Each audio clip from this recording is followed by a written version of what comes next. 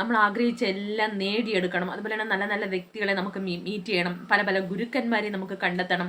അതുപോലെ തന്നെ നമ്മുടെ ജീവിതത്തിന്റെ പർപ്പസ് എന്താണെന്നും അതിനെ ഏത് റൂട്ടിൽ പോയാൽ നമുക്ക് കറക്റ്റായിട്ട് നേടിയെടുക്കാം എന്നതിനെ കുറിച്ചൊക്കെയാണ് ഞാൻ ഇന്ന് പറയാൻ പോകുന്നത്.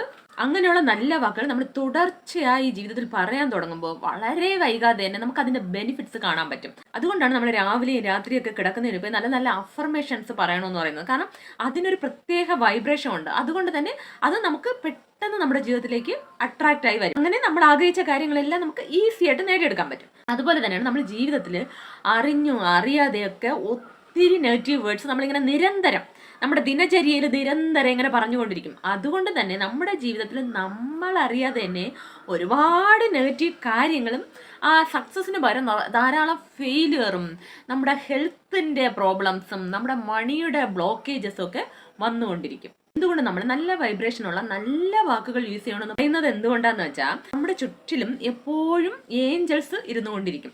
അവരെന്ത് ചെയ്യുമെന്ന് പറഞ്ഞാൽ നമ്മൾ പറയുന്നതെല്ലാം നോട്ട് ചെയ്തുകൊണ്ടിരിക്കുകയും അതിനെല്ലാം തഥാസ്തു, അങ്ങനെ നടക്കട്ടെ, ബ്ലസ് യു, ഇങ്ങനെയൊക്കെ അവർ പറഞ്ഞുകൊണ്ടിരിക്കും.